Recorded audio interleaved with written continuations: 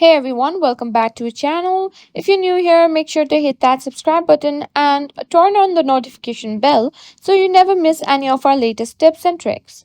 Today I'm going to show you how to pin a chat on Instagram using the new method on your iPhone. Let's dive right in. First, unlock your phone and open the Instagram app.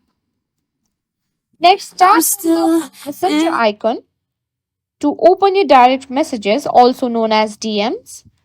Scroll through your message and find the chat you want to pin. It can be with a friend, a group, or even a business. Once you found the chat, swipe right on the conversation you want to pin. You'll see a pin icon appear.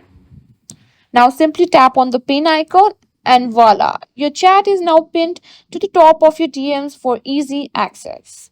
And there you have it. That's how you can pin a chat on Instagram using the new method on your iPhone. I hope you found this tutorial helpful. If you did, please give it a thumbs up and share with your friends. Also, let me know in the comments if you have any questions or if there's another tutorial you'd like to see. Thanks for watching, and I'll see you in the next video.